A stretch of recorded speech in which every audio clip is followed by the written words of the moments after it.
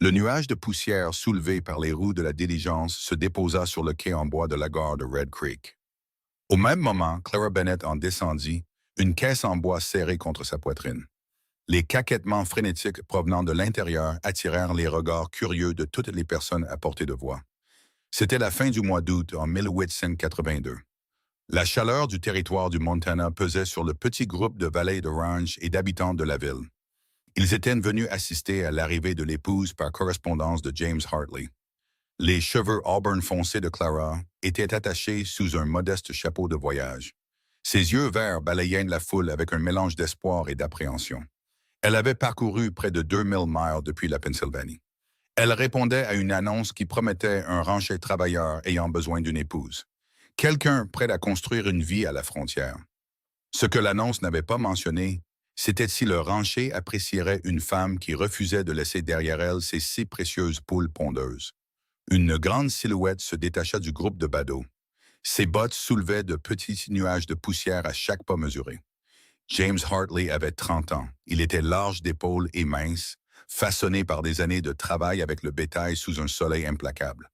Ses cheveux bruns avaient besoin d'une coupe et une barbe de plusieurs jours ombrait sa mâchoire. Mais ses yeux bleus avaient une franchise qui fit que Clara se redressa. Il s'arrêta à environ 1 mètre, son regard passant de son visage à la caisse.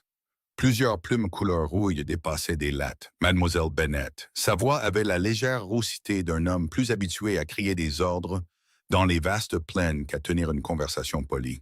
Oui, Monsieur Hartley, je m'excuse pour le bruit. Le voyage a été difficile pour elle. Clara déplaça légèrement la caisse, sentant la chaleur des oiseaux à travers le bois. Elle se prépara à la déception ou à la colère. Elle était prête à ce que l'homme lui dise que les poules devraient partir. James s'approcha, regardant à travers les lattes les poules blotties à l'intérieur. Une poule courageuse le fixa de son œil jaune et perçant, et il se surprit à réprimer un sourire. Il s'était attendu à une dame distinguée de l'Est, quelqu'un qui pourrait faire la fine bouche devant les dures conditions de la vie au ranch. Au lieu de cela, cette femme avait transporté du bétail à travers la moitié du continent. Ce ranch vient de s'enrichir, dit James, et les mots sortirent plus chaleureux qu'il ne l'avait prévu. Nous n'avons pas eu d'œufs frais depuis près de 8 mois. Les coyotes ont eu nos dernières poules en janvier. Le soulagement submergea Clara avec une telle force que ses genoux faiblirent. Elle avait passé tout le voyage à imaginer ce moment. Elle avait préparé des discours pour défendre sa décision, se préparant au rejet. Ce sont d'excellentes pondeuses. Les Rhode Island Reds sont particulièrement fiables, et j'ai apporté assez de nourriture pour qu'elles s'habituent à leur nouvelle maison. James attrapa son sac de voyage.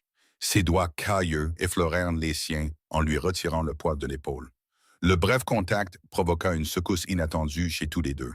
Clara vit quelque chose vaciller dans ses yeux avant qu'il ne se tourne vers un chariot attelé à proximité.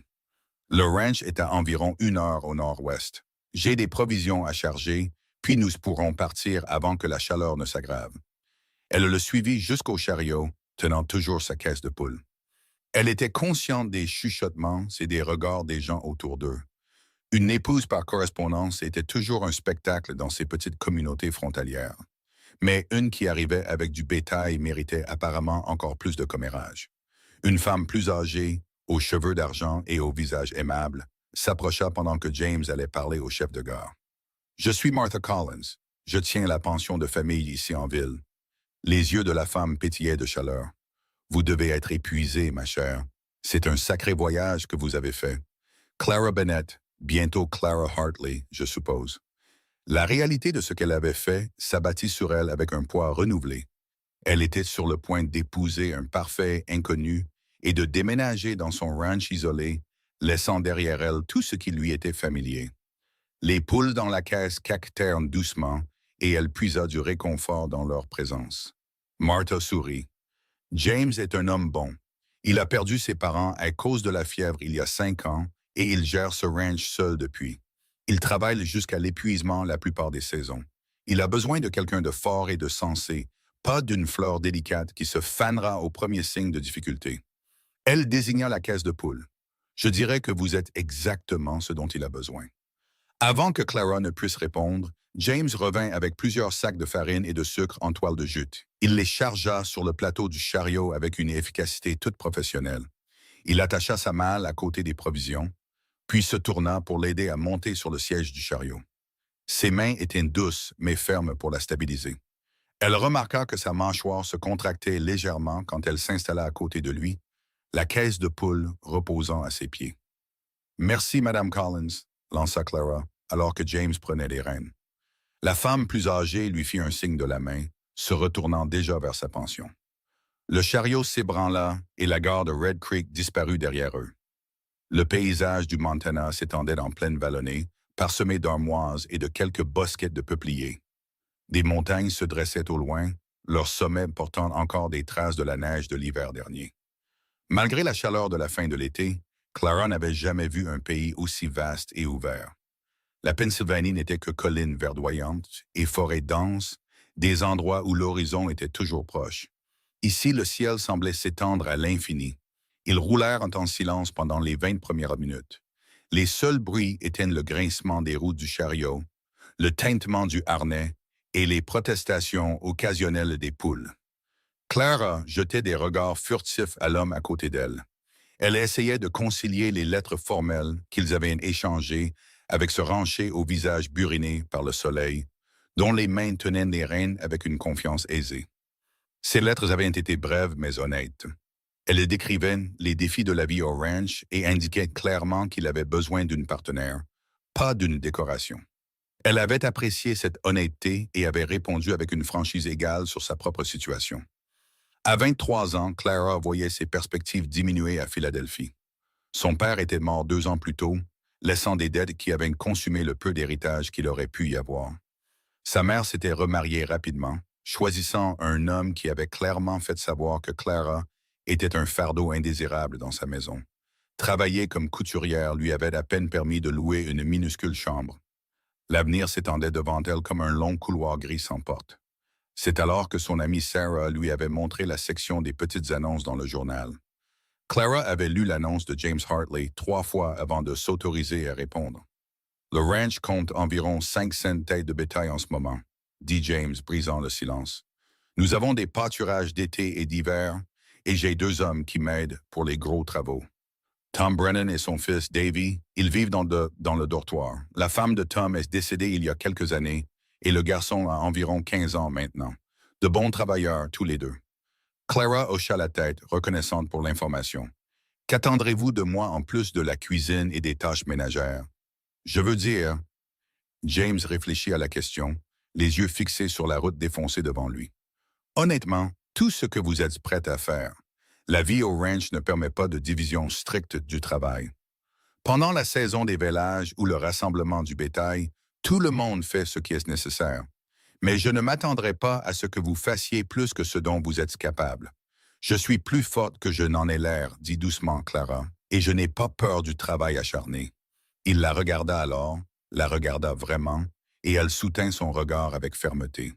Quelque chose passa entre eux, une compréhension qui allait au-delà des mots. Ils étaient tous deux des personnes qui avaient connu des épreuves et avaient choisi de les affronter de front plutôt que de se rendre. « Pourquoi les poules ?» demanda James, et il y avait une curiosité sincère dans sa voix plutôt que de la critique. Clara baissa les yeux sur la caisse où ses poules s'étaient enfin installées dans un silence résigné. « Ma grand-mère m'a donné les 2 premières quand j'avais 12 ans. Elle m'a appris à m'en occuper, à les élever pour qu'elles soient de bonnes pondeuses, à les garder en bonne santé pendant l'hiver. Quand tout le reste dans ma vie s'est effondré, je les avais encore. Elles m'ont donné un but et un petit revenu grâce à la vente des œufs. Je ne pouvais pas les laisser derrière moi. C'est la seule famille qui me reste. » L'honnêteté de ses paroles toucha quelque chose de profond dans la poitrine de James. Il comprenait ce genre d'attachement. La façon dont certaines choses deviennent des ancres quand tout le reste est à la dérive. Après la mort de ses parents, il s'était jeté dans le ranch avec une intensité désespérée. Il avait besoin du travail physique et du lien avec la terre que son père avait aimé. « Il y a un bon endroit près de la grange pour un poulailler, dit-il. Nous devrons construire quelque chose de solide. Les prédateurs ici sont persistants. » Un soulagement et quelque chose de plus chaleureux envahirent Clara. « Je peux aider à le construire. Je me débrouille bien avec un marteau. Les coins de la bouche de James se soulevèrent dans ce qui aurait pu être le début d'un sourire. Je vous crois. Ils continuèrent vers le nord-ouest, le soleil montant plus haut malgré l'heure avancée de l'après-midi. James lui montra des points de repère au fur et à mesure de leur voyage, nommant les sommets lointains et expliquant les limites de ces terres. Le ranch Hartley couvrait près de 3000 acres, lui dit-il, des terres que son père avait revendiquées et mises en valeur 20 ans plus tôt. C'était un pays rude, sujet à des hivers brutaux et des étés secs. Mais l'herbe était bonne et l'eau fiable, grâce à un ruisseau qui coulait toute l'année à travers la propriété. Nous nous marierons demain, dit James alors qu'ils atteignaient une crête. Le prédicateur itinérant doit passer dans la région et je lui ai fait savoir de s'arrêter au ranch, si cela vous convient. Le cœur de Clara battait la chamade contre ses côtes. Demain, elle serait une femme mariée. Demain. Oui, cela me convient. Si vous avez besoin de plus de temps, commença James, mais Clara secoua la tête. Non, nous avons conclu cet arrangement avec des intentions claires. Il n'y a aucune raison de retarder.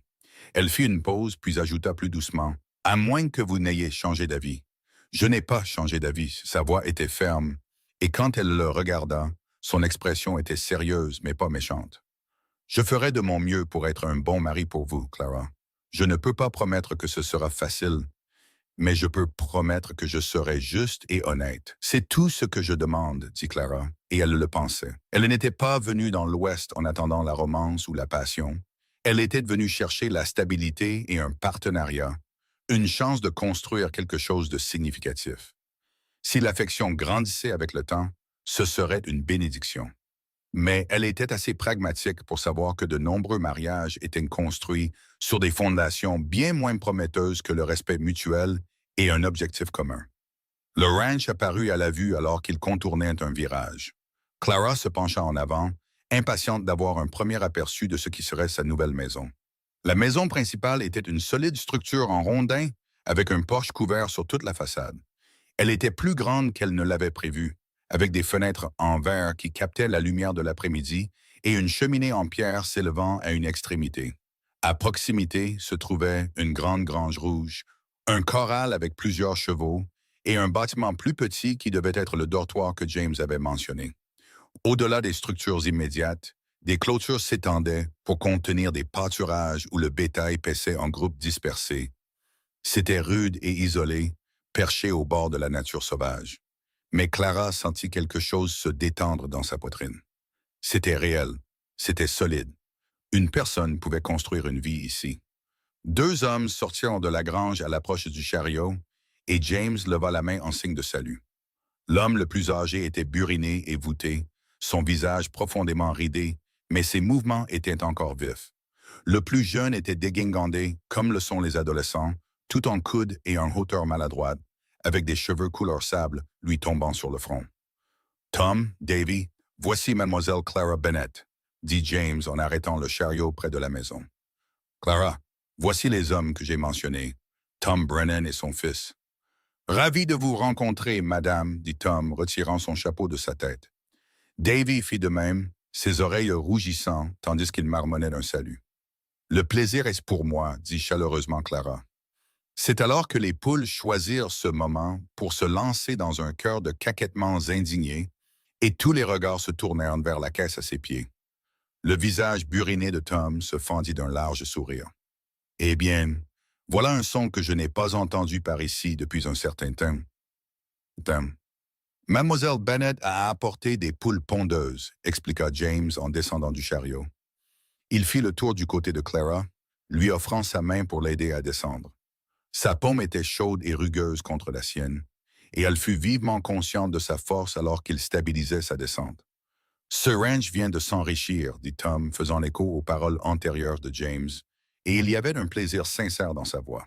« Mon garçon ici se plaint du manque d'œufs depuis des mois. » Le rougissement de Davy s'intensifia, mais il regardait la caisse de poules avec un intérêt indéniable. « Je peux aider à les installer, Monsieur Hartley? »« Installons d'abord Mademoiselle Bennett, » dit James. « Clara, je vais vous montrer la maison. Tom, pouvez-vous, toi et Davy, décharger les provisions? »« Bien sûr, patron. » Tom attrapait déjà les sacs de farine et Davy se déplaça pour l'aider. James souleva la malle de Clara comme si elle ne pesait rien et lui fit signe de le suivre vers la maison. Elle attrapa la caisse de poule, ne voulant laisser personne d'autre manipuler ces précieux oiseaux, et monta les 3 marches du porche. James lui tint la porte ouverte et elle entra dans la fraîcheur sombre de l'intérieur. La pièce principale était plus grande que prévu, avec une cheminée en pierre dominant un mur et une table solide avec 6 chaises occupant le centre. Un coin cuisine occupait le fond, avec un poêle en fonte, un évier sec et des étagères ouvertes contenant de la vaisselle et des provisions. 2 portes partaient de la pièce principale, toutes 2 fermées pour le moment. « C'est ma chambre », dit James en hochant la tête vers la porte de gauche. « C'était la chambre de mes parents avant. L'autre est une chambre d'amis, bien qu'elle serve surtout de débarras en ce moment. Vous pouvez prendre l'une ou l'autre. Je peux vider la chambre d'amis si vous préférez avoir votre intimité. » Clara comprit ce qu'il offrait. Des chambres séparées, un mariage de pure forme, du moins au début. C'était prévenant, lui donnant le temps de s'adapter. Mais elle était aussi assez pragmatique pour savoir que ce mariage devrait devenir réel un jour. Ils auraient besoin d'enfants pour aider à gérer le ranch. Et au-delà de ça, elle se sentait étonnamment attirée par cet homme sérieux et réfléchi qui n'avait pas hésité quand elle était arrivée avec des poules. « Nous pourrons discuter des arrangements après le mariage, » dit-elle prudemment. « Pour l'instant, je devrais installer ces poules. Elles voyagent depuis des jours et ont besoin d'eau et d'espace. » James posa sa malle et hocha la tête. « Je vais vous aider à construire un enclos temporaire. Ensuite, nous pourrons travailler sur un vrai poulailler dans les prochains jours. » Ils passèrent l'heure suivante à construire un enclos de fortune pour les poules, utilisant des planches de rechange et du grillage que Tom avait trouvé dans la grange. James travaillait avec une efficacité tranquille, mesurant et coupant, tandis que Clara tenait les planches en place et plantait les clous avec des coups compétents. Les poules furent enfin libérées dans leur nouvel espace. Clara leur jeta de la nourriture et remplit une bassine peu profonde d'eau fraîche. Les oiseaux se mirent immédiatement à gratter la terre, explorant leur territoire avec un optimisme prudent. « Elles seront heureuses ici, » dit Clara, les regardant avec satisfaction. « J'espère que vous le serez aussi, » dit doucement James, et quand elle se tourna pour le regarder, elle vit pour la première fois de l'incertitude dans ses yeux. Cet homme fort et capable, qui dirigeait un ranch et affrontait les défis de la vie à la frontière, était nerveux à l'idée qu'elle puisse ne pas trouver cet endroit acceptable. « Je pense que je le serai, » dit honnêtement Clara. « C'est un pays magnifique et le ranch est plus substantiel que je ne l'imaginais. » « Vous avez construit quelque chose d'impressionnant ici, James. » Ses épaules se détendirent légèrement. « Mon père l'a commencé, mais j'ai essayé d'honorer son travail. Venez, je vais vous montrer le reste de la propriété avant que la lumière ne baisse. » Ils marchèrent ensemble à travers le ranch. James lui montra le puits qui fournissait de l'eau fraîche, la cave à légumes creusée dans la colline pour le stockage de la nourriture, le fumoir pour conserver la viande. Il lui montra le potager, actuellement envahi par les mauvaises herbes et ne produisant que quelques plantes chétives. « Je n'ai aucun talent pour le jardinage, » admit James, regardant d'un air contrit la parcelle négligée. « Je maintiens les animaux en vie, mais les plantes semblent mourir par dépit sous mes soins. » Clara rit, le son les surprenant tous les deux. « Je peux m'occuper d'un jardin. Ma grand-mère était aussi une excellente enseignante à cet égard. Nous aurons des légumes frais avant les premières gelées. » Ils passèrent devant la grange, où les chevaux hennissaient dans leur stall, et montèrent sur une petite colline qui surplombait une bonne partie du ranch. Le soleil commençait sa descente vers les montagnes, peignant le ciel de nuances d'or et de rose.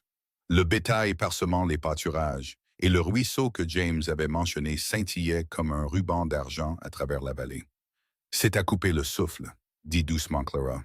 « C'est chez moi, » répondit James, et il y avait une profonde satisfaction dans sa voix. « Ça peut être dur et solitaire, mais je ne peux pas imaginer vivre autrement. J'espère que ça ne semble pas idiot. »« Pas du tout. Je comprends l'attachement à un lieu, à un mode de vie. » Clara se tourna pour lui faire face, la brise du soir tirant sur des mèches de cheveux rebelles. « Je veux que vous sachiez que je travaillerai dur pour être une bonne partenaire pour vous, James. Je gagnerai ma place ici. » « Vous l'avez déjà fait, » dit-il, ses yeux bleus sérieux. « Vous êtes venu de si loin avec seulement une malle et une caisse de poules, prête à commencer une nouvelle vie avec un étranger. Cela demande plus de courage que la plupart des gens n'en trouveront jamais. » Un chaud se déploya dans la poitrine de Clara, un sentiment qu'elle n'avait pas éprouvé depuis plus longtemps qu'elle ne pouvait s'en souvenir. De l'espoir peut-être, ou le début de quelque chose de plus profond. Elle soutint son regard un long moment avant qu'il ne s'éclaircisse la gorge et ne fasse un geste vers la maison. Nous devrions rentrer. Tom et Davy auront commencé le souper. Ce ne sont pas de grands cuisiniers, mais ils se débrouillent passablement. Le dîner fut une affaire simple de lard salé frit, de haricots et de biscuits qui n'étaient que légèrement brûlés sur le dessous. Ils s'assirent tous les quatre autour de la grande table, et Clara fut frappée par la camaraderie facile entre James et ses valets de ranch. Ils discutèrent du bétail, débattirent de la nécessité de nouvelles clôtures dans le pâturage nord, et firent des plans pour le travail de la semaine à venir. Elle écoutait plus qu'elle ne parlait, apprenant les rythmes de la conversation du ranch, comprenant les défis auxquels ils étaient confrontés. « Si vous me permettez de le dire, madame, dit Tom alors qu'il finissait de manger, c'est agréable d'avoir une autre voix à cette heure. Ces deux-là ne sont pas très bavards la plupart des soirs. » Clara sourit. « Je suis heureuse de fournir le divertissement que je peux, bien que j'avoue que je connais très peu l'élevage de bétail pour l'instant. » « Vous apprendrez assez vite, l'assura Tom, et si vous pouvez faire produire ce jardin et nous fournir en œufs, vous vaudrez votre pesant d'or par ici. » Après le repas, Tom et Davy s'excusèrent pour regagner le dortoir, laissant James et Clara seuls dans l'obscurité grandissante de la pièce principale. James alluma plusieurs lampes à huile, projetant des flaques de lumière chaude, et Clara commença à rassembler la vaisselle. « Laissez ça, dit James. Vous avez fait un long voyage. Vous devriez vous reposer. »« Je ne suis pas si délicate que laver quelques assiettes me brisera, répondit Clara. Mais il n'y avait aucune dureté dans son ton. Elle remplit une bassine d'eau chauffée sur le poêle et commença à laver les assiettes avec des mouvements efficaces. James la regarda un moment, puis prit un chiffon et commença à sécher. Ils travaillèrent dans un silence complice, la simplicité domestique de la tâche créant une intimité inattendue. Quand la dernière assiette fut rangée, James récupéra la malle de Clara qui se trouvait près de la porte. « Je vais la mettre dans la chambre d'amis pour ce soir, dit-il. Demain, après le mariage, nous pourrons régler les arrangements permanents. » Clara hocha la tête, soudainement épuisée. La réalité de tout ce qui s'était passé ces derniers jours s'abattit sur elle. La semaine dernière encore, elle était à Philadelphie, prenant la décision finale de venir dans l'Ouest. Maintenant, elle était dans le territoire du Montana, dans une maison en rondin sur un ranch isolé, se préparant à épouser un homme qu'elle n'avait rencontré que quelques heures auparavant. James dut voir quelque chose sur son visage, car son expression s'adoucit. « Je sais que c'est écrasant. Si vous avez besoin de parler ou si vous avez des inquiétudes... »« Je vais bien, » dit Clara, bien que sa voix ait légèrement vacillé. « Juste fatiguée. La journée a été bien remplie. »« Dormez un peu, » dit doucement James. « Les choses paraîtront plus claires demain matin. » Il la conduisit à la chambre d'amis, qui était en effet encombrée de diverses fournitures de ranch, mais contenait aussi un lit étroit avec une simple courte pointe. La malle de Clara était au pied du lit, et quelqu'un, probablement Tom, avait placé une bassine et une cruche d'eau sur une petite table. « Bonne nuit, Clara, » dit James depuis le seuil. « Bonne nuit, James. » Elle le regarda fermer la porte, puis s'assit sur le lit, ses jambes soudainement tremblantes. À travers les murs, elle pouvait l'entendre bouger dans la pièce principale, les bruits de lui ravivant le feu et se préparant pour son propre repos. Demain, elle l'épouserait. Demain, sa vie changerait irrévocablement. Clara enfila sa chemise de nuit et s'allongea sur le lit inconnu, fixant les poutres du plafond à peine visibles dans l'obscurité. Dehors, un coyote hurla au loin, et elle entendit les gloussements en réponse de ses poules, dérangées dans leur nouvel enclos. Elle devrait aller les voir, pensa-t-elle, mais l'épuisement l'attirait comme une lourde couverture. Sa dernière pensée avant que le sommeil ne l'emporte fut pour les mains de James, fortes et douces, la stabilisant alors qu'elle descendait du chariot. Le matin arriva trop vite, annoncé par le chant d'un coq qui fit sursauter Clara, confuse avant qu'elle ne se souvienne où elle était. La lumière du soleil entrait à flot par la seule fenêtre, et des voix provenaient de la pièce principale. Elle s'habilla à la hâte dans l'une de ses plus belles robes, un coton bleu foncé avec un corsage ajusté et une garniture simple, puis attacha ses cheveux en un chignon soigné. Ses mains tremblaient légèrement en attachant les petits boutons à ses poignets. Quand elle sortit de la chambre d'amis, elle trouva la table mise avec un petit déjeuner nettement meilleur que le souper de la veille. Des biscuits frais, des œufs au plat, du bacon et du café remplissaient la pièce d'arômes alléchants. Monsieur Hartley a pris ses premiers œufs de vos poules ce matin, dit Tom avec satisfaction. Ce sont de beaux oiseaux, madame. Clara ressentit une fierté absurde. Elles se sont bien installées alors, on dirait, dit James, versant du café dans une tasse en fer blanc et la lui tendant. Leurs doigts s'effleurèrent à nouveau, et elle vit dans ses yeux la conscience qui lui disait qu'il ressentait la même étincelle qu'elle. Le coq est particulièrement bruyant. C'est Henry. Il prend ses devoirs très au sérieux. Clara accepta le café avec gratitude, la chaleur amère aidant à calmer ses nerfs. Ils mangèrent ensemble, la conversation légère et évitant soigneusement toute mention du mariage prévu pour cet après-midi. Le révérend Thomas était attendu vers 2 heures, mentionna James avec désinvolture, comme s'il ne discutait de rien de plus important qu'une livraison de provisions. Après le petit déjeuner, Tom et Davy partirent travailler avec le bétail, laissant James et Clara se préparer pour la cérémonie. James disparut dans sa chambre et en ressortit avec des vêtements propres, les cheveux humides après s'être lavés et la barbe rasée de sa mâchoire. Clara retint son souffle en le voyant. C'était un bel homme, réalisa-t-elle, bien que ses traits fussent trop burinés et sérieux pour une beauté conventionnelle. Il y avait quelque chose de fascinant en lui, une solidité et une force qui interpellaient quelque chose de profond en elle. « Vous êtes très jolie, dit James, ses yeux parcourant sa robe bleue et ses cheveux soigneusement arrangés. « Merci. Vous aussi. » La formalité de l'échange était presque absurde compte tenu des circonstances, mais aucun d'eux ne semblait savoir quoi dire d'autre. Tom et Davy revinrent peu avant 2 heures, tous deux propres et vêtus de leurs habits du dimanche. Le révérend Thomas arriva précisément à l'heure, un homme mince d'une 50aine d'années, avec des yeux bienveillants et une Bible bien usée sous le bras. « Monsieur Hartley, Mademoiselle Bennet, c'est un plaisir de faciliter cette union, » dit-il en leur serrant la main à tous les deux. « Allons-nous procéder? » Ils se rassemblèrent devant la cheminée, Tom et Davy se tenant comme témoins. Le révérend ouvrit sa Bible et commença la cérémonie. Sa voix portant la cadence exercée de quelqu'un qui avait accompli ce rituel d'innombrables fois. Clara entendit à peine les mots, trop concentrée à essayer de garder sa respiration stable et ses mains de trembler. « James William Hartley, consentez-vous à prendre cette femme pour votre épouse légitime, pour la voir et la chérir à partir de ce jour, pour le meilleur et pour le pire, dans la richesse et dans la pauvreté, dans la maladie et dans la santé, jusqu'à ce que la mort vous sépare?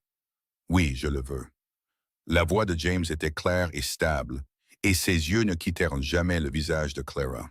« Clara Mary Bennet, consentez-vous à prendre cet homme pour votre époux légitime, pour la voir et le chérir à partir de ce jour, pour le meilleur et pour le pire, dans la richesse et dans la pauvreté, dans la maladie et dans la santé, jusqu'à ce que la mort vous sépare? » La voix de Clara sortit plus forte qu'elle ne l'avait prévu.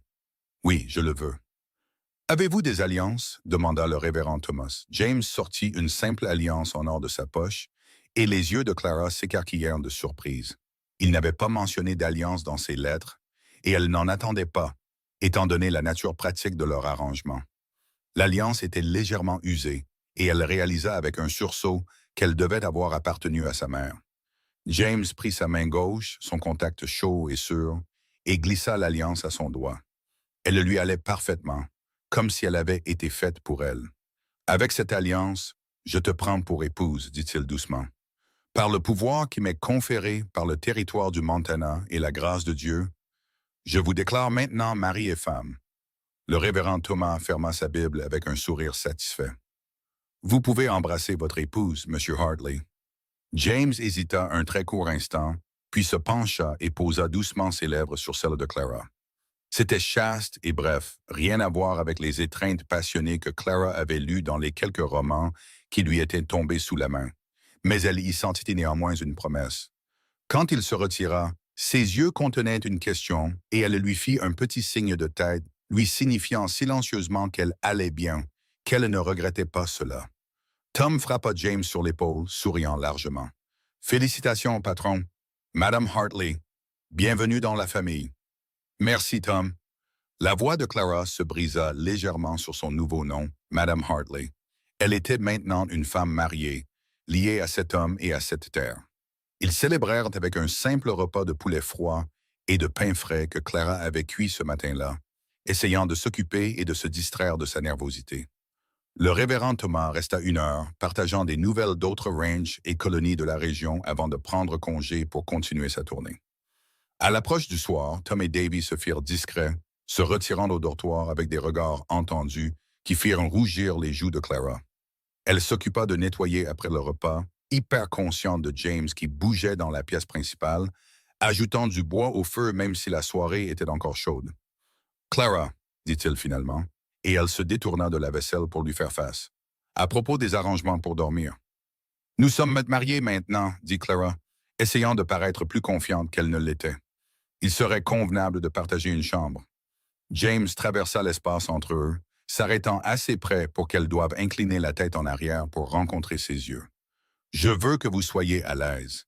Il n'y a aucune précipitation pour quoi que ce soit pour lequel vous n'êtes pas prête. » Sa considération la toucha profondément. Mais Clara avait pris sa décision pendant les longues heures de la nuit précédente. « Je suis prête, dit-elle doucement. Je veux que ce mariage soit réel, James. Je veux que nous construisions un véritable partenariat. » Quelque chose de féroce et de chaleureux s'enflamma dans ses yeux.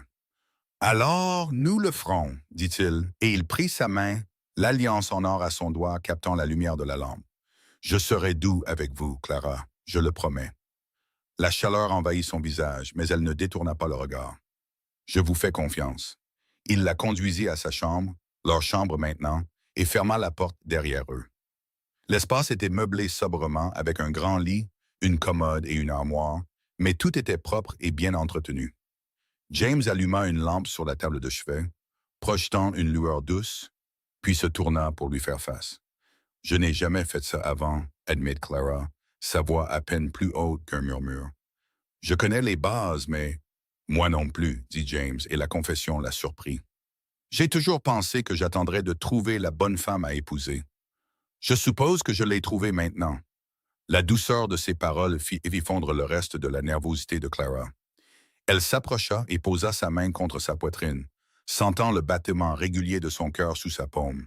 « Alors nous trouverons comment faire ensemble. » James prit son visage dans ses mains et l'embrassa à nouveau, plus lentement cette fois, avec plus de confiance. Clara sentit une chaleur se déployer dans son corps, une réponse qu'elle n'avait jamais connue auparavant, et elle se pressa plus près de lui, cherchant instinctivement plus. Ses bras l'entourèrent, l'attirant contre la chaleur solide de son corps, et le baiser s'approfondit, devenant quelque chose d'urgent et de nécessaire.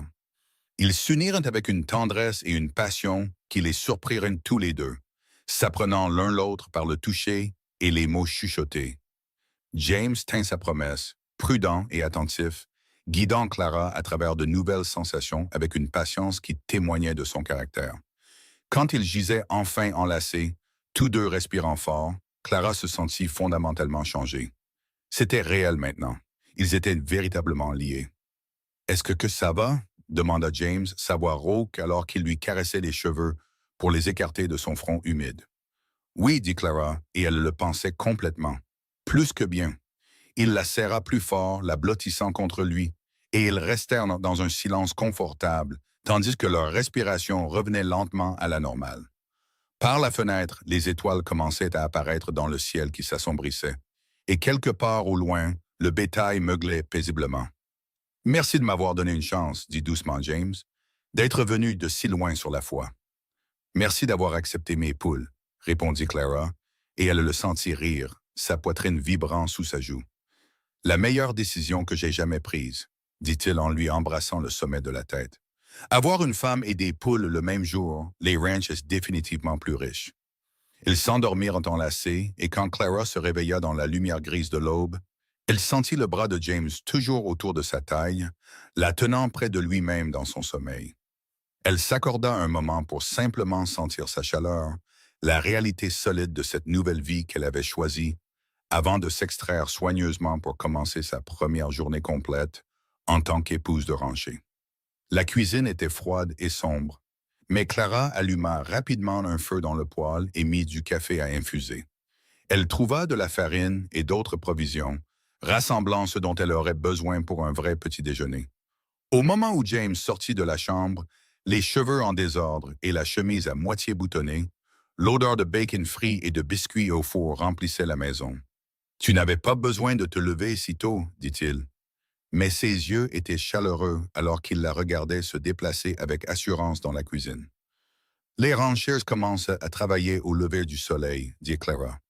J'ai l'intention de suivre le rythme. » Tom et Davy apparurent un peu après, attirés par la promesse d'un vrai petit déjeuner. Ils s'assirent tous ensemble pour déguster des biscuits moelleux, du bacon, des œufs des poules de Clara et du café fort. Les hommes discutèrent du travail de la journée, tandis que Clara cataloguait mentalement tout ce qu'elle voulait accomplir. Le jardin avait besoin d'une attention immédiate. La maison nécessitait un nettoyage en profondeur et elle voulait commencer à planifier un poulailler digne de ce nom.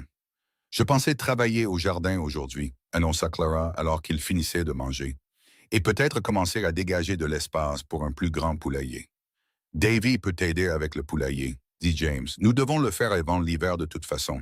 Tom et moi devons aller vérifier la clôture nord, mais nous devrions être de retour dans l'après-midi. » La division du travail fut décidée avec une efficacité aisée et Clara se sentit satisfaite de la manière naturelle dont elle était incluse dans les opérations du ranch.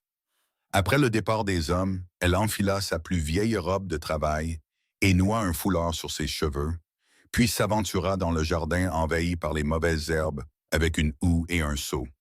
Le soleil du matin montait plus haut tandis que Clara travaillait, arrachant les mauvaises herbes et retournant d'une terre qui avait été négligée pendant trop longtemps. Malgré le travail acharné, elle trouvait la tâche satisfaisante, chaque rangée dégagée révélant un potentiel.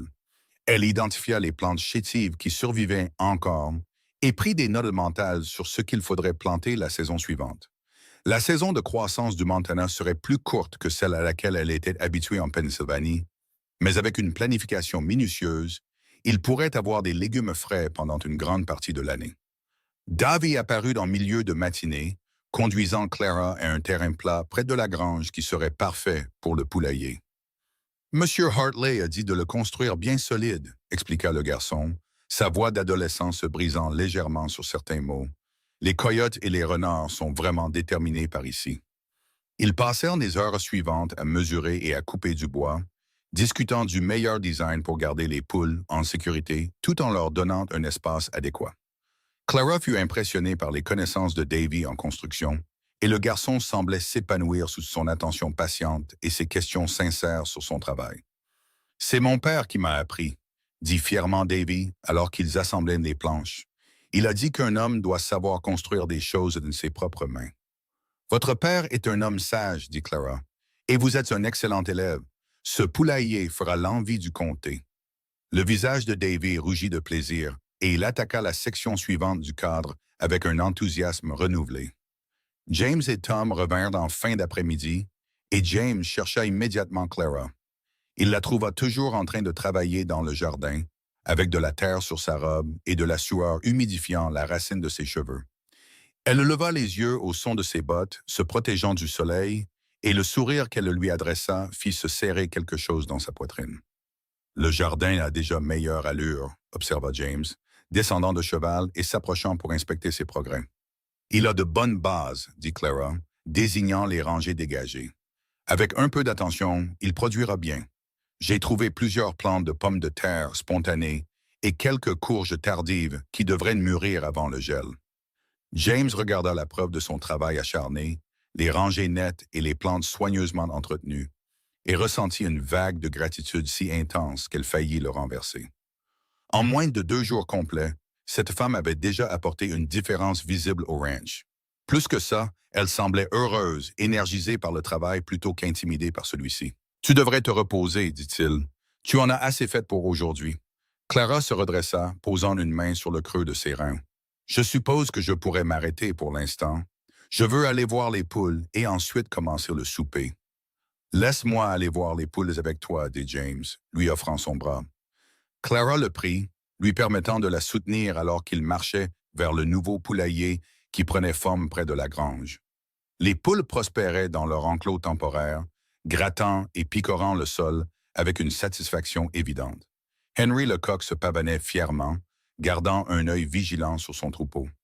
James se trouva étrangement charmé par les oiseaux, par la façon dont ils ajoutaient de la vie et du bruit au ranch. Davy a fait du bon travail aujourd'hui, dit Clara, examinant le poulailler partiellement achevé. C'est un jeune homme doué. Tom l'a bien formé, acquiesça James. Le garçon fera lui-même un bon rancher un jour. Ils restèrent en place à regarder les poules, Clara tenant toujours le bras de James. La simplicité domestique du moment les frappa tous les deux. C'était donc ça, la vie de couple, réalisa James. Pas de grands gestes ou d'excitation constante, mais un travail partagé et de petites satisfactions. La construction progressive de quelque chose de plus grand que chaque individu seul. Es-tu heureuse, Clara? La question lui échappa avant que James ne puisse la reconsidérer. Vraiment. Elle se tourna pour le regarder, ses yeux verts sérieux. Je le suis. Et toi? Oui, dit James, et la certitude dans sa voix le surprit même lui-même. Plus que je ne m'y attendais.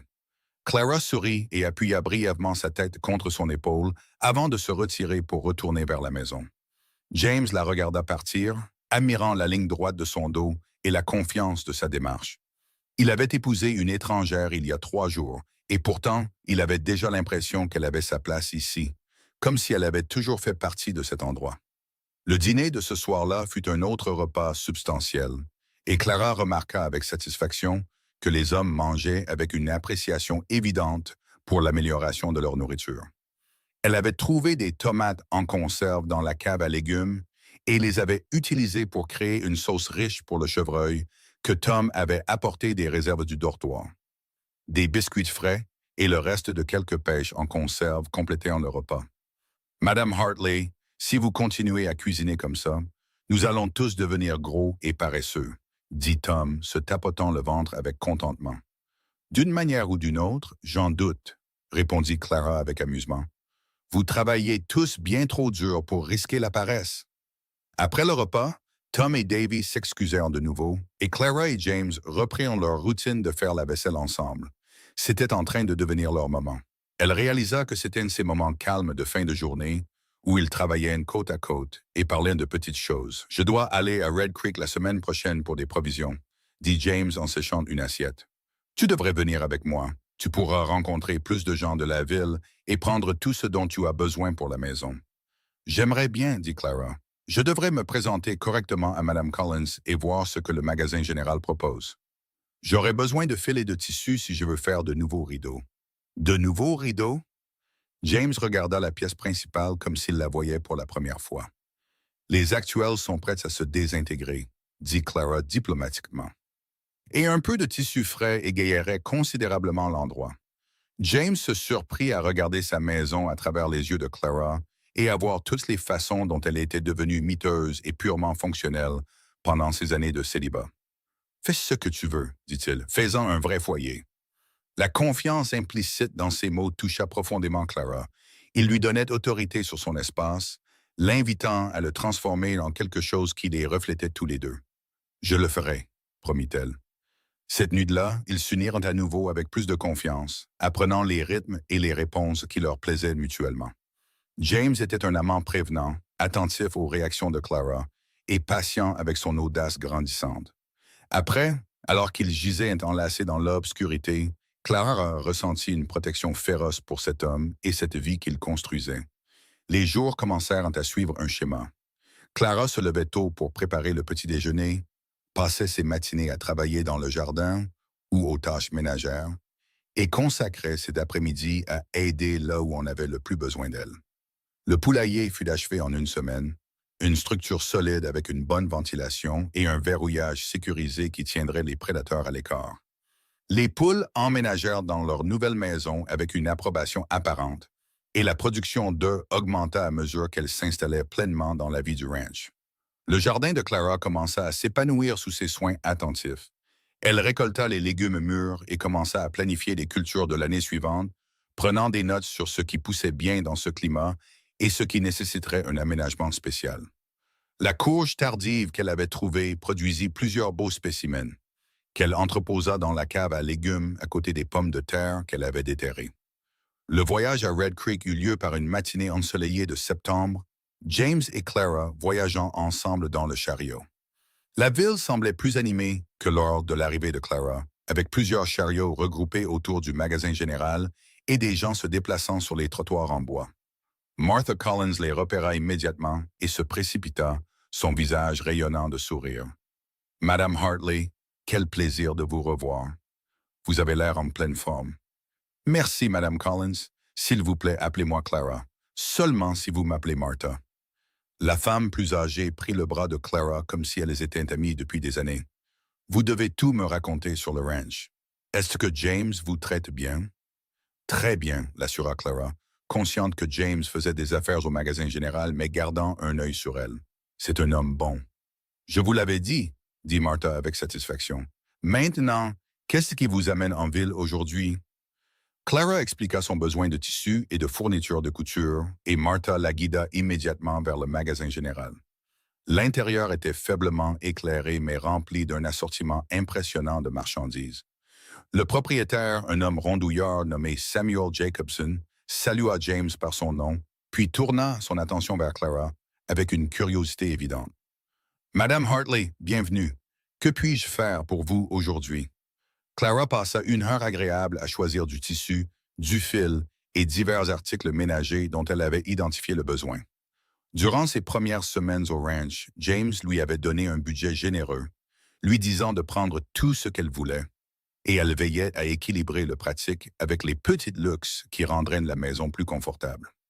Pendant que Clara faisait ses achats, James s'occupait de ses propres affaires, commandant des provisions et se tenant au courant des nouvelles du territoire.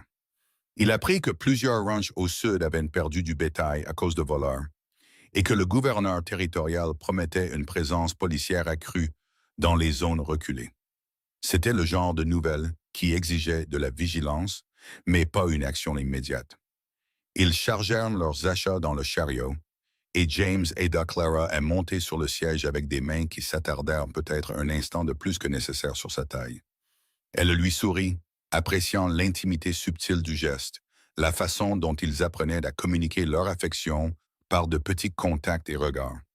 Le trajet de retour au ranch fut agréable, Clara partageant les ragots qu'elle avait recueillis auprès de Martha et James relayant les nouvelles plus sérieuses de M. Jacobson.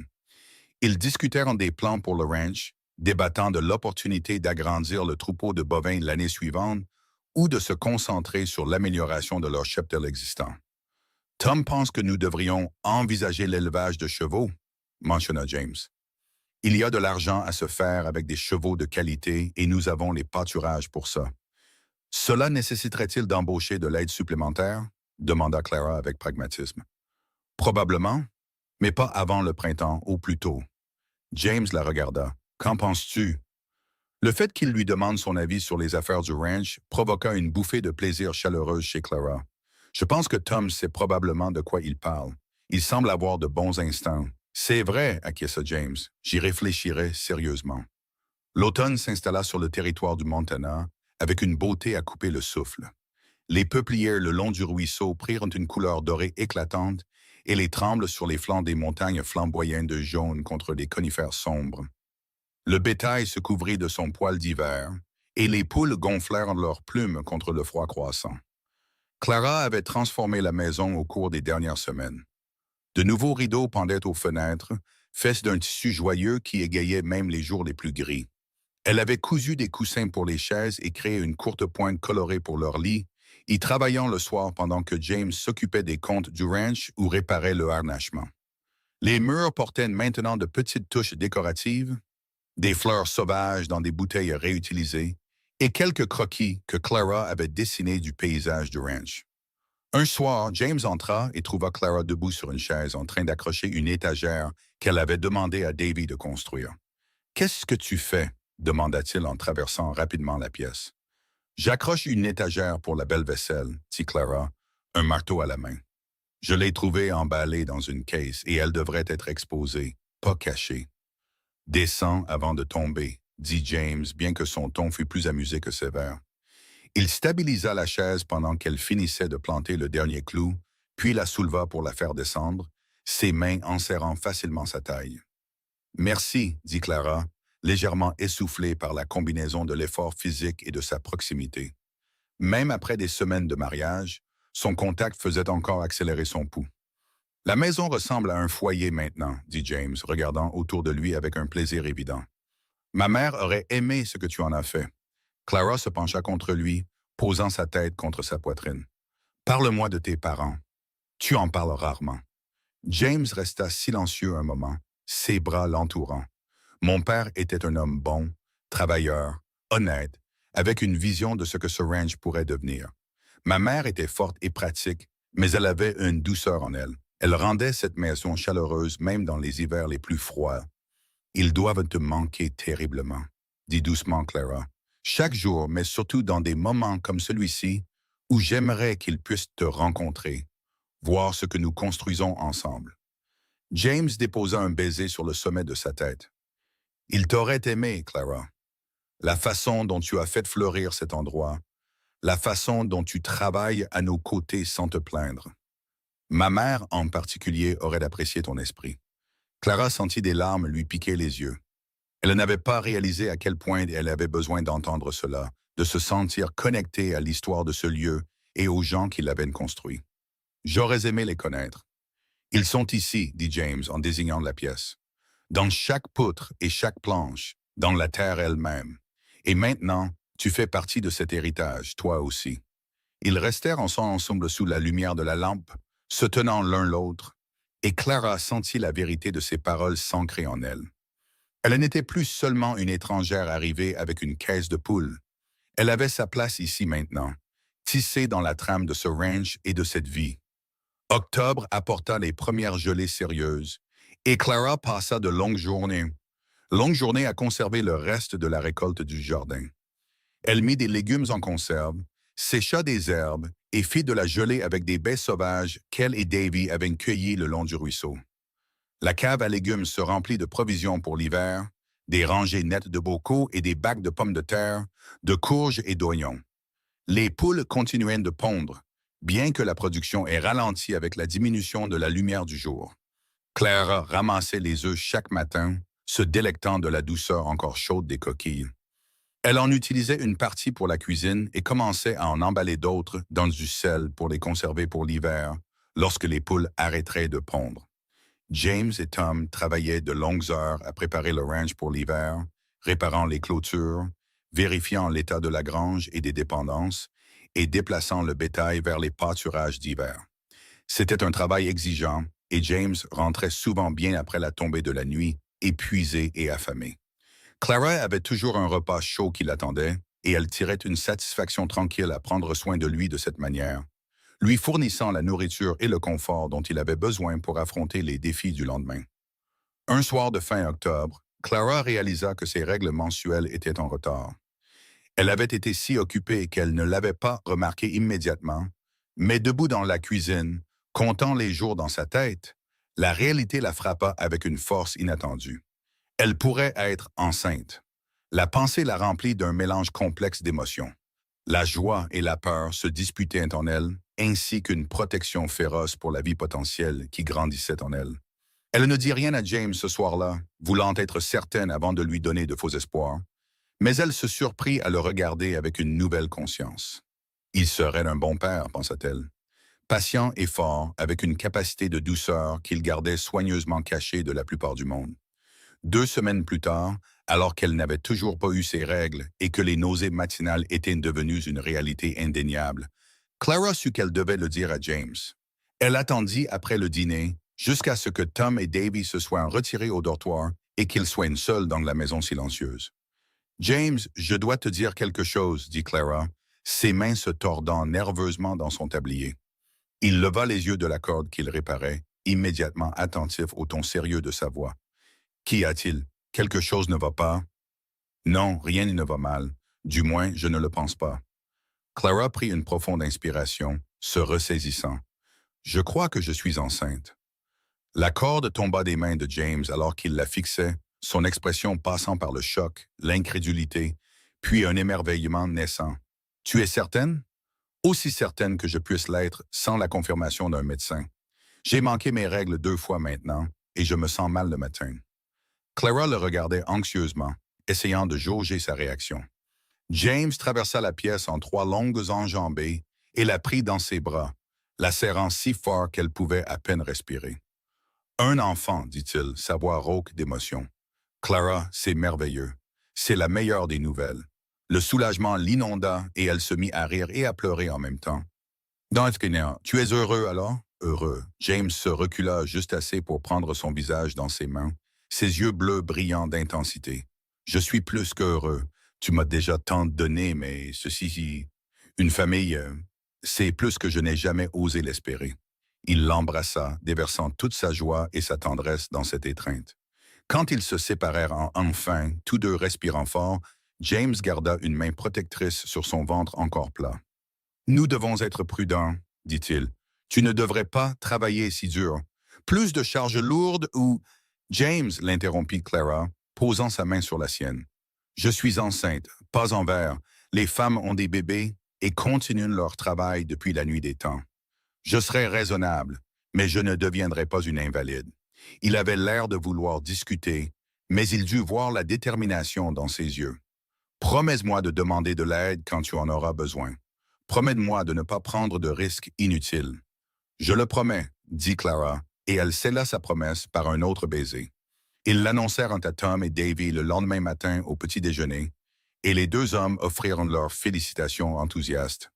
Tom insista pour prendre en charge plusieurs des tâches les plus lourdes de Clara, et Davy lui présenta timidement un berceau en bois qu'il avait commencé à sculpter, bien qu'il ne serait pas nécessaire avant de nombreux mois. L'hiver arriva pour de bon en novembre, apportant de fortes chutes de neige et des températures qui tombèrent bien en dessous de zéro. Le ranch s'installa dans les rythmes plus lents de la saison froide, le travail se concentrant sur l'alimentation du bétail et l'entretien des bâtiments. Clara passait plus de temps à l'intérieur, cousant des vêtements de bébé avec du tissu doux qu'elle avait commandé lors d'un autre voyage à Red Creek avant que le pire du temps ne s'installe. Sa grossesse progressait normalement, bien que les nausées aient persisté plus longtemps qu'elle ne l'avait espéré. En décembre, son ventre avait commencé à s'arrondir visiblement, et James était devenu presque comiquement protecteur. Il planait chaque fois qu'elle se déplaçait dans la cuisine, prêt à la rattraper si elle trébuchait, et il insistait pour faire des tâches que Clara était parfaitement capable de gérer. « Si tu n'arrêtes pas de me traiter comme si j'allais me briser, je vais perdre patience », dit Clara un après-midi enneigé, son ton aiguisé par la frustration. James parut blessé.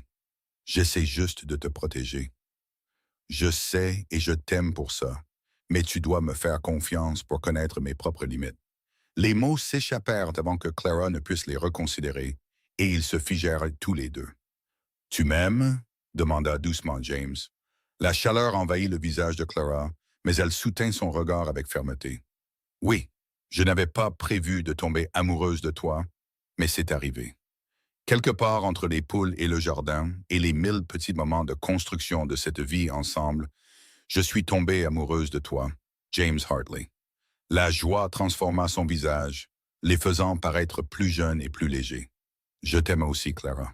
Depuis des semaines maintenant, peut-être plus longtemps, mais j'avais peur de le dire. Je ne savais pas si tu pouvais en venir à m'aimer de cette façon, si cet arrangement pratique pouvait devenir quelque chose de plus.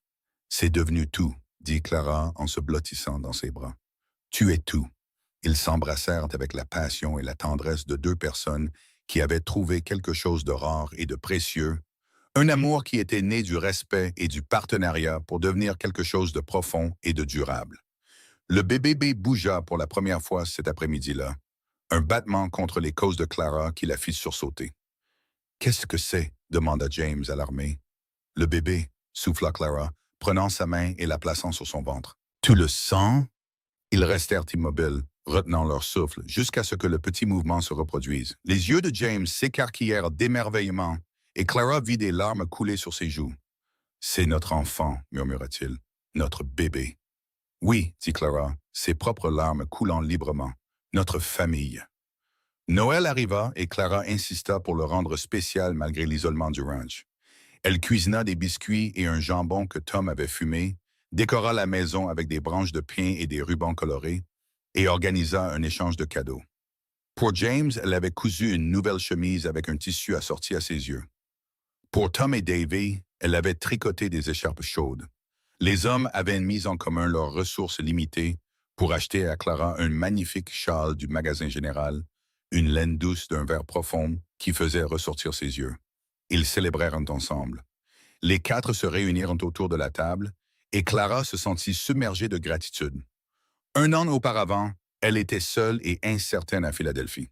Maintenant, elle avait un mari qu'elle aimait, une maison qui lui appartenait vraiment et un enfant en route. Le chemin n'avait pas été celui auquel elle s'attendait, mais il l'avait menée exactement là où elle devait être. La nouvelle année arriva avec un blizzard qui confina tout le monde dans les bâtiments pendant 3 jours. Clara fit du pain et de la soupe, entretint le feu et travailla sur les vêtements de bébé pendant que James arpentait la pièce avec agitation, peu habitué à l'oisiveté forcée. Quand la tempête se calma enfin, Tom et Davy durent pelleter des chemins dans la neige jusqu'à la poitrine pour atteindre la grange et vérifier les animaux.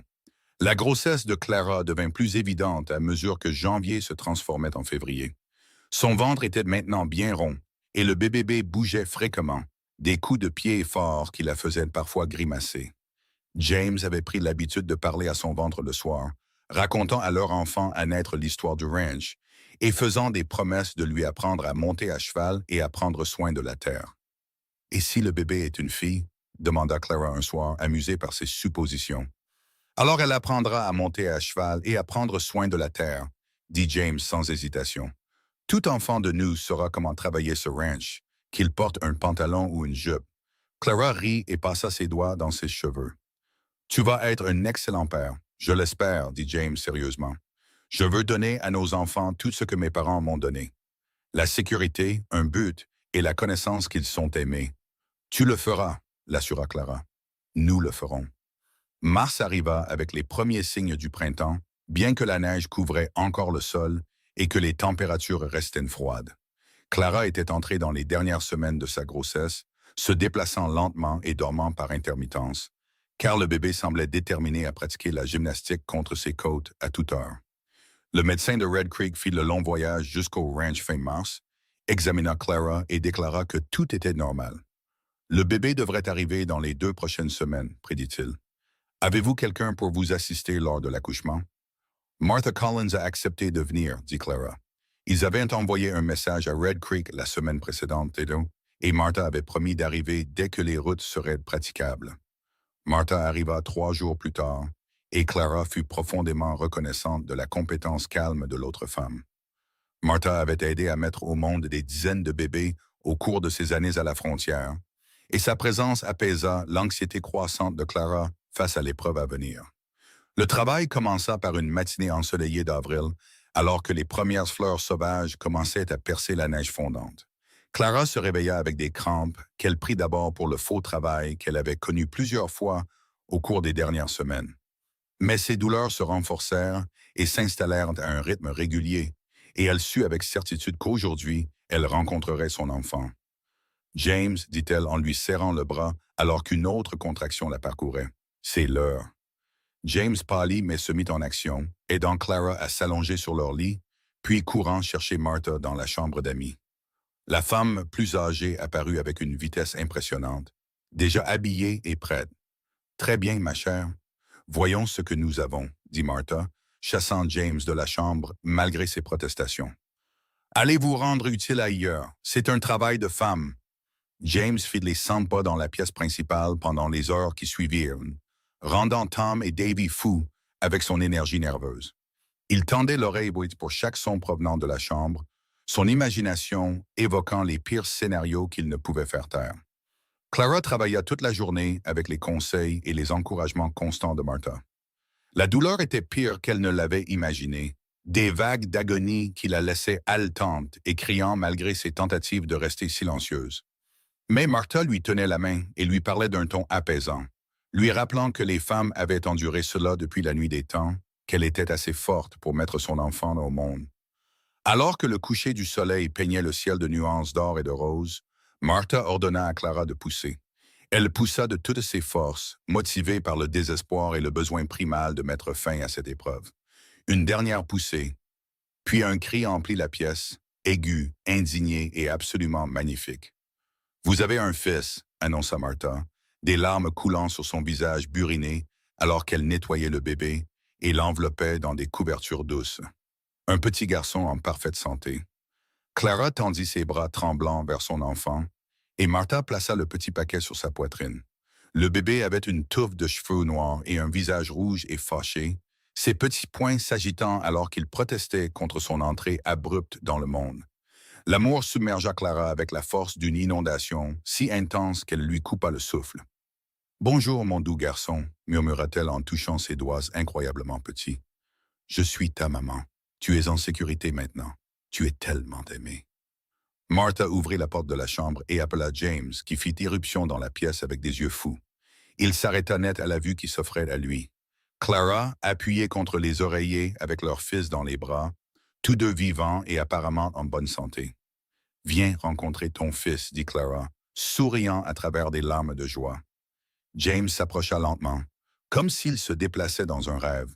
Il s'assit sur le bord du lit, fixant le petit visage à peine visible parmi les couvertures. « Il est si petit », souffla James, l'émerveillement imprégnant chaque mot. « Voudrais-tu le tenir ?» demanda Clara. James hocha la tête sans un mot, et Clara transféra soigneusement le bébé dans les bras de son père. James tint son fils avec une douceur exquise, soutenant la petite tête et le regardant avec une expression de dévotion absolue. « Bonjour, mon fils, » dit James, sa voix se brisant. « Je suis ton père. Je promets que je te protégerai toujours. Je promets que je t'apprendrai tout ce que je sais et que je t'aimerai chaque jour de ta vie. » Le bébé se calma au son de la voix de son père, ses pleurs s'apaisant en petits gémissements. Clara regarda son mari et son fils ensemble, et son cœur se sentit trop plein pour que sa poitrine puisse le contenir. « Comment devrions-nous l'appeler ?» demanda James, incapable de détourner les yeux du visage du bébé. Clara y pensait depuis des semaines. « Quel était le nom de ton père? »« William Thomas Hartley. »« Alors nous devrions l'appeler William, en l'honneur de ton père et de l'héritage qu'il a bâti. William Thomas Hartley. » James la regarda avec des yeux brillants. « En es-tu certaine? J'en suis certaine. Tes parents devraient être honorés dans leur petit-fils. Ils font partie de ce qu'il est, partie de cette famille que nous construisons. » Martha resta une semaine aidant Clara à se remettre de l'accouchement et lui enseignant les compétences pratiques pour s'occuper d'un nouveau-né. Le jeune William était un bon bébé, tétant bien et dormant par tranches raisonnables, bien que ses parents se surprenaient à le vérifier constamment, incapables de croire que cette petite personne miraculeuse était réelle. James fut d'un père dévoué dès le premier instant, se réveillant pour les tétées nocturnes pour changer la couche du bébé et l'amener à Clara, puis s'asseyant avec eux à la lumière de la lampe pendant qu'elle l'allaitait. Il parlait constamment à William, narrant tout ce qu'il faisait autour du ranch, comme si le nourrisson pouvait comprendre et apprenait déjà. « Tu vas le gâter », dit affectueusement Clara un soir, regardant James bercer leur fils pour l'endormir avec une patience infinie. « Impossible », répondit James, sans lever les yeux du visage de William. « Il mérite tout l'amour que nous pouvons lui donner. » Le printemps s'épanouit pleinement sur le ranch, transformant le paysage brun en vagues verdoyantes parsemées de fleurs sauvages. Clara retrouva progressivement ses forces, faisant de courtes promenades autour de la propriété, avec William émitouflé contre sa poitrine. Les poules avaient repris la ponte avec les jours plus longs, et le jardin l'appelait avec la promesse d'une autre saison. La vie s'installa dans de nouveaux rythmes, construits autour des besoins du bébé. Clara apprit à travailler avec William, faisant la sieste dans un panier à proximité, sa présence une source constante de joie et de motivation. James et Tom avaient agrandi le troupeau de bovins avec les veaux du printemps, et Davy avait grandi de quelques centimètres de plus, sa voix s'installant enfin dans un ténor fiable. En juin, Clara avait retrouvé la majeure partie de son énergie d'avant la grossesse et s'attaquait au jardin avec un enthousiasme renouvelé. William passait ses journées à l'ombre du porche, observant le monde avec des yeux bleus solennels qui rappelaient douloureusement James à Clara. Le bébé grandissait vite, sa fragilité initiale laissant place à des joues potelées et des membres robustes. Il montera à cheval avant qu'on ne s'en rende compte, observa Tom un après-midi, faisant des grimaces à William pendant que Clara étendait le linge. « Pas trop tôt, » dit Clara, bien qu'elle sût que Tom avait probablement raison. Les enfants de ranch apprenaient tôt par nécessité. James arriva au coin de la maison, poussiéreux et fatigué de travailler avec le bétail, Mais son visage s'illumina à la vue de sa femme et de son fils. Il avait pris l'habitude de rentrer dès qu'il pouvait voler quelques instants, incapable de rester loin de sa famille longtemps. Comment vont mes deux personnes préférées? Demanda James, soulevant William et le tenant haut, se délectant du rire gargouillant du bébé. Nous allons bien, dit Clara, se penchant contre lui et posant sa tête sur son épaule. Et encore mieux maintenant que tu es là. Ils se tenaient ensemble sous le chaud soleil, leur fils entre eux, et Clara réfléchit au voyage extraordinaire qu'il avait mené à ce moment. Elle était arrivée au Montana et une femme désespérée sans perspective, ne transportant rien d'autre qu'une malle et une caisse de poules. Maintenant, elle avait un mari qu'elle aimait profondément, un fils qui était la lumière de sa vie et une maison qui semblait être le centre de l'univers. Le regrettes-tu parfois? Demanda doucement James, comme s'il lisait dans ses pensées. Avoir quitté Philadelphie, être venu de si loin pour épouser un étranger. Clara se recula pour le regarder, lui laissant voir la vérité absolue dans ses yeux. Jamais, pas un seul instant. C'est ici que je devais être, James, avec toi à construire cette vie.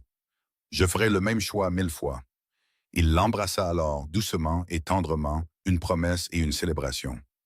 William gigota entre eux, réclamant de l'attention, et ils se séparèrent en riant. La première année de la vie de William passa dans un flou de nuits blanches et d'innombrables petits miracles. Il passa d'un nourrisson impuissant à un bébé curieux qui rampait avec détermination et se hissait sur les meubles, essayant toujours d'atteindre la prochaine étape. Son premier mot fut « Day », ce qui rendit James insupportablement fier. Bien que Clara ait souligné que maman avait suivi dans la même semaine, le ranch continuait de prospérer grâce à leurs efforts combinés. Le jardin de Clara produisait abondamment et elle passa la fin de l'été et l'automne à conserver suffisamment de nourriture pour passer un autre hiver. Les poules s'étaient multipliées, plusieurs d'entre elles ayant réussi à couver des couvées de poussins qui devinrent des ajouts productifs au troupeau. James et Tom avaient commencé à élever des chevaux comme prévu, et les premiers poulains montraient des traits prometteurs. Au moment où William célébra son premier anniversaire en avril 1884, le ranch Hartley était reconnu comme l'une des exploitations les mieux gérées de la région. D'autres ranchers demandaient un conseil à James, et leurs méthodes étaient discutées et imitées dans tout le territoire. Mais la véritable mesure de leur succès, pensa Clara en regardant William faire ses premiers pas chancelants dans la pièce principale tandis que James l'encourageait des bras tendus, ne se trouvait pas dans le décompte du bétail ou les registres financiers. Elle était dans la famille qu'ils avaient construite, l'amour qui remplissait leur maison et l'héritage qu'ils créaient ensemble.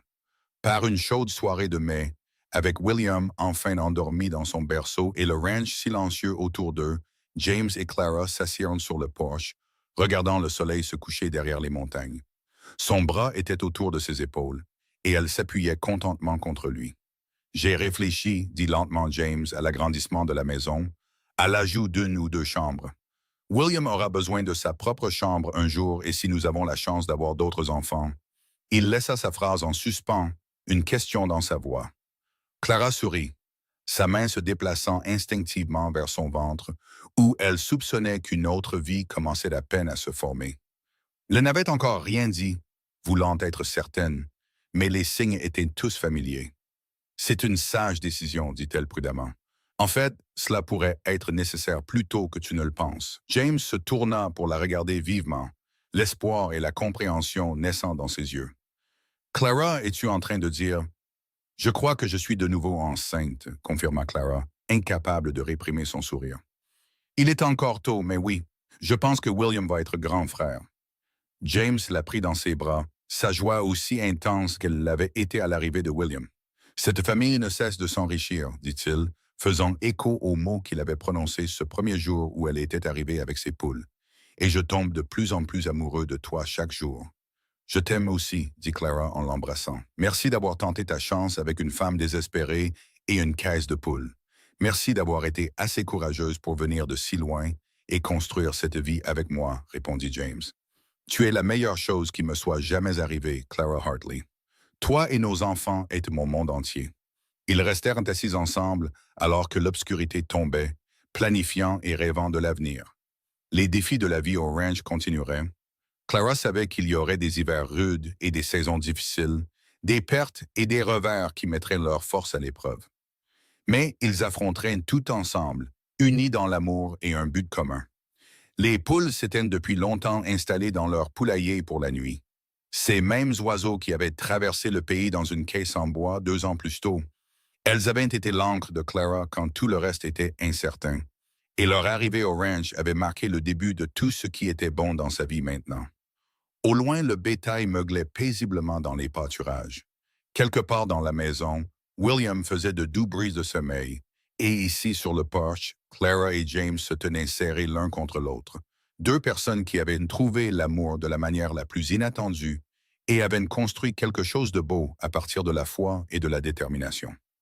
Leur deuxième enfant, une fille qu'ils nommèrent Margaret Rose en l'honneur de la grand-mère de Clara, arriva en janvier 1885 par un après-midi enneigé qui rappela douloureusement à Clara la naissance de William. Cette fois, le travail fut plus court et James fut seulement un peu moins terrifié. Margaret avait les yeux verts et les cheveux auburn de Clara, et son père fut instantanément conquis. William, maintenant âgé de 20 mois, était fasciné par sa petite sœur, voulant la toucher constamment avec des mains de bambins collantes. Clara et James supervisaient ses interactions avec soin, lui enseignant la douceur et la responsabilité d'être un grand frère. L'agrandissement de la maison que James avait prévu fut achevé au printemps, ajoutant 2 chambres et une cuisine plus grande à la structure originale. Clara décora les nouvelles chambres d'enfants avec soin, utilisant des courtes pointes qu'elle avait cousues pendant sa grossesse et des rideaux faits de tissus joyeux. La chambre de William était décorée d'animaux en bois sculpté que Davy avait fait pour lui, tandis que celle de Margaret abritait un berceau que James avait construit de ses propres mains, déterminé à ce que sa fille ait quelque chose fait avec amour. La vie avec 2 jeunes enfants était chaotique et épuisante, mais Clara n'avait jamais été aussi heureuse. Elle avait trouvé son but dans ce coin reculé du territoire du Montana, nourrissant sa famille et aidant le ranch à prospérer. La femme effrayée qui était arrivée avec rien d'autre que l'espoir et une caisse de poules semblait être un lointain souvenir, remplacée par quelqu'un de fort et de confiant, profondément enraciné dans ce lieu et cette vie. Tom s'était marié à l'hiver 1885, amenant sa nouvelle femme Sarah vivre dans le dortoir agrandi. Sarah était une veuve avec des compétences pratiques et un cœur chaleureux, et elle devint une amie proche de Clara. Davy, maintenant âgé de 17 ans, courtisait une fille de Red Creek, et on parlait de lui revendiquant éventuellement des terres adjacentes au ranch Hartley pour démarrer sa propre exploitation.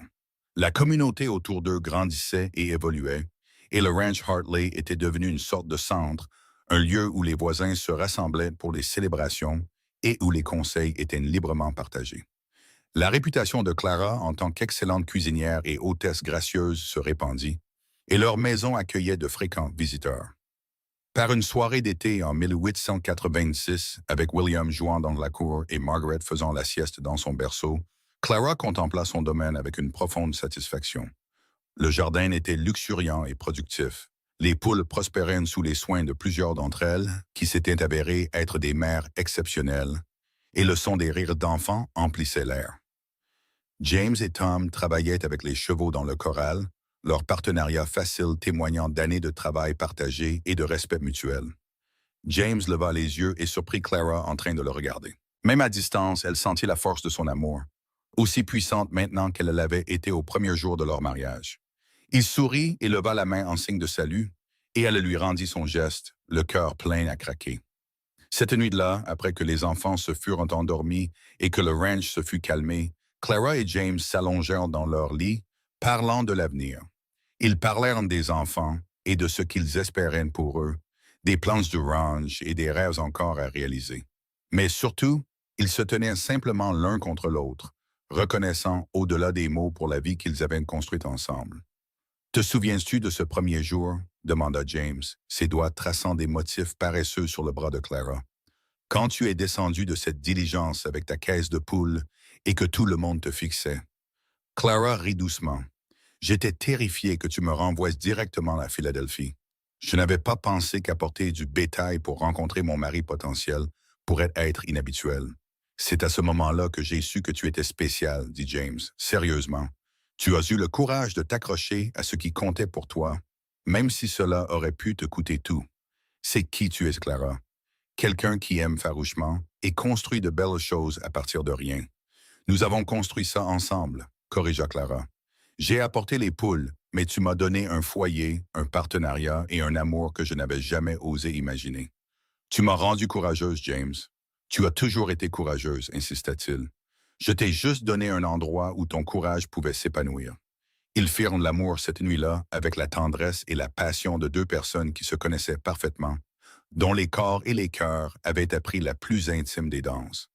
Après, ils gisaient enlacés, la tête de Clara sur la poitrine de James, écoutant le battement régulier de son cœur. J'aime cette vie, murmura Clara dans l'obscurité. Je t'aime, toi et nos enfants, et ce ranch, et même les défis, tout ça. Je l'aime aussi, répondit James, ses bras se resserrant autour d'elle. Et je t'aime plus que les mots ne peuvent l'exprimer. Tu es mon tout, Clara. Toi et nos enfants êtes la raison de tout ça. Les années continuèrent de se dérouler avec leur mélange de joie et de difficultés. Ils traversèrent des hivers rudes et des étés secs, célébrèrent des naissances et pleurèrent des pertes. William devint un garçon sérieux qui aimait le ranch avec la même intensité que son père, tandis que Margaret était brillante et intrépide, aussi à l'aise dans la grange que dans la cuisine. Un troisième enfant, un autre fils qu'ils nommèrent Thomas en l'honneur de Tom Brennan, arriva en 1888, complétant leur famille. Le ranch s'agrandit et évolua, ajoutant plus de terres et diversifiant leurs opérations. Le programme d'élevage de chevaux de James gagna une reconnaissance régionale et ils commencèrent à vendre du bétail de qualité à des acheteurs de tout le territoire et au-delà. Les poules de Clara, descendantes de ces 6 poules originelles qu'elle avait apportées de Pennsylvanie, se comptaient maintenant par dizaines, fournissant des œufs pour la famille et un revenu grâce aux ventes aux voisins et au magasin général de Red Creek. Davy épousa sa bien-aimée et revendiqua effectivement des terres bordant le ranch Hartley, démarrant sa propre exploitation prospère avec les conseils de Tom et le soutien de James. Le jeune homme resta proche de la famille, se joignant souvent à eux pour les dîners du dimanche et amenant ses propres enfants jouer avec William, Margaret et le jeune Thomas. Le Montana obtint le statut d'État en 1889 et la famille Hartley célébra avec leurs voisins, reconnaissant le moment historique tout en comprenant que les rythmes essentiels de la vie au ranch continueraient indépendamment des changements politiques. La terre exigeait le même dévouement et le même respect. Le bétail avait toujours besoin de soins, et les saisons tournaient avec une régularité indifférente. Par une matinée d'automne fraîche en 1890, Clara se tenait dans son jardin, récoltant les derniers légumes avant le gel mortel. Elle avait maintenant 31 ans, ses mains calleuses par le travail et son visage montrant les premières ridules dues à des années de soleil et de vent, mais elle ne s'était jamais sentie aussi belle, aussi puissante, aussi elle-même. William, maintenant âgé de 6 ans, aidait Tom avec les chevaux, ses petites mains imitant soigneusement les mouvements expérimentés du rancher. Margaret, 4 ans, aidait Clara dans le jardin, ce qui consistait principalement à creuser avec enthousiasme dans la terre tout en bavardant sans arrêt. Thomas, 2 ans, trottinait après son père, qui réparait une section de clôture à proximité. C'était sa vie. Ce bruit et ce chaos, ce travail constant, cet amour qui imprégnait chaque moment et chaque espace.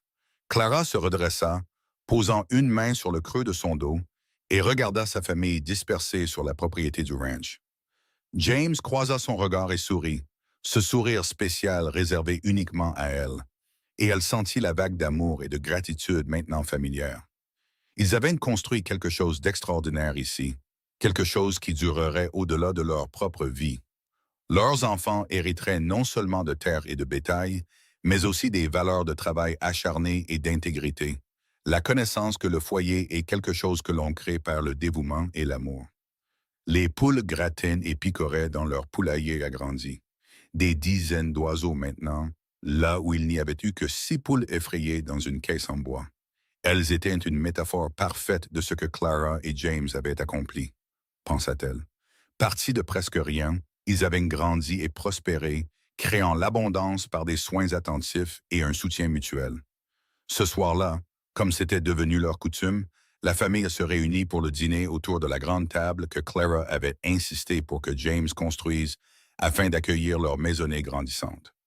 William dit le bénédicité, sa jeune voix stable et claire, remerciant Dieu pour la nourriture, la famille et le ranch. Ils mangèrent ensemble, partageant les histoires de leur journée, planifiant les tâches du lendemain, étant simplement ensemble dans la lueur chaude de la lampe et de l'affection.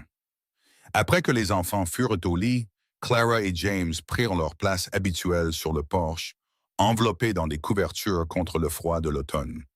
Les étoiles tournaient au-dessus de leurs têtes en une profusion brillante, et quelque part au loin, un loup hurla son chant solitaire.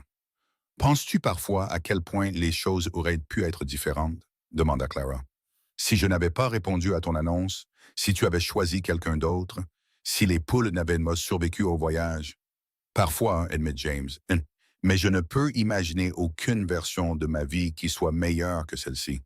Tu es ma personne, Clara, celle que j'étais censé trouver.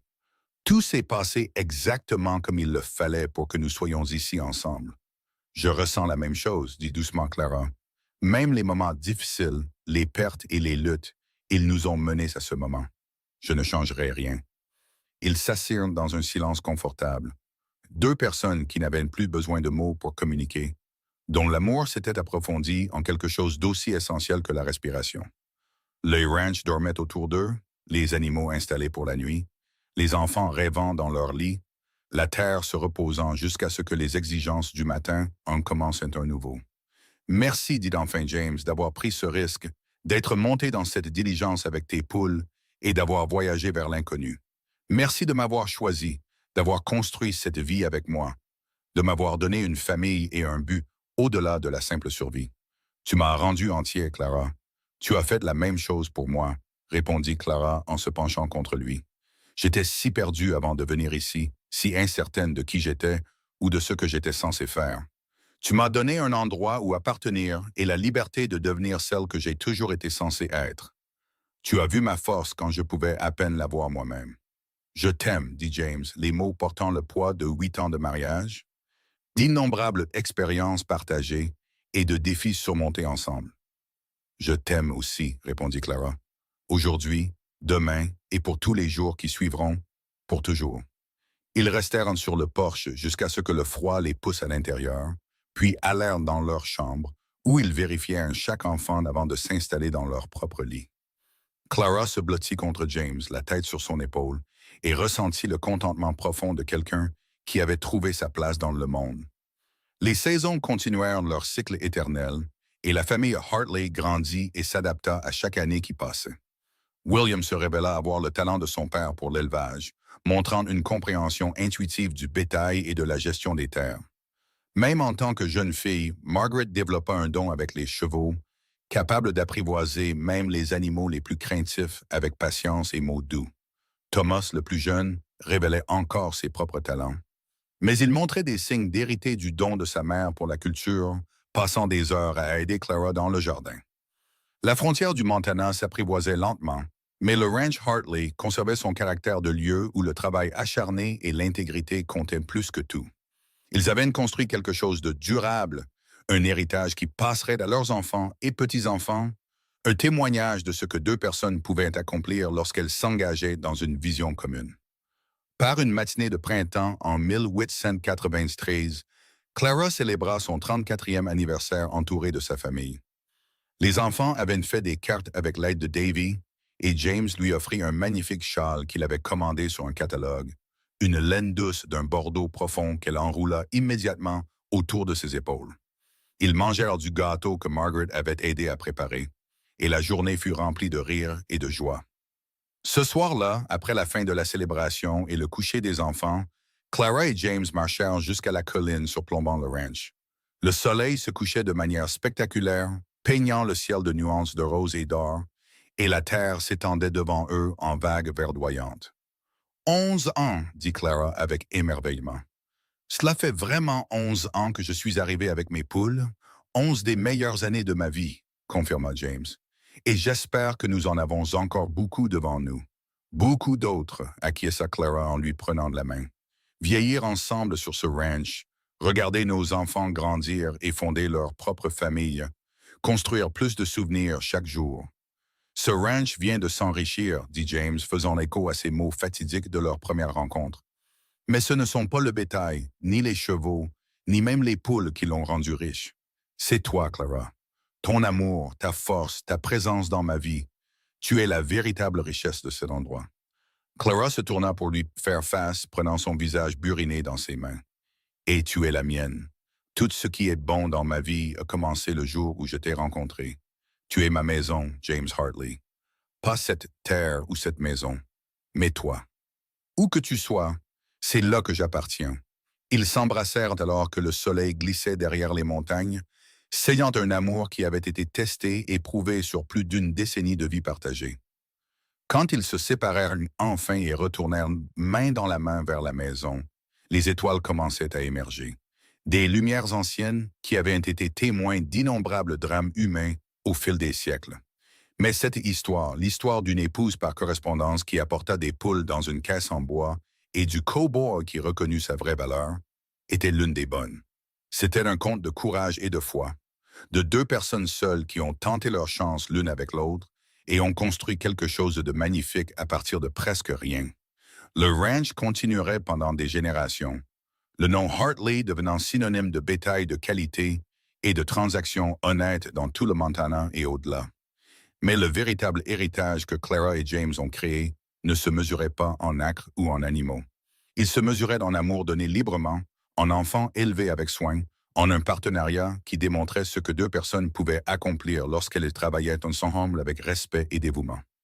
Les poules, ces fidèles pondeuses qui avaient voyagé si loin dans une caisse en bois, vécurent leur vie naturelle et furent finalement remplacées par leurs descendantes. Mais Clara n'oublia jamais ces 6 oiseaux originels. La façon dont ils avaient été ses compagnons à travers l'incertitude et le changement. La façon dont leur arrivée au ranch avait marqué le début de tout ce qui était merveilleux dans sa vie.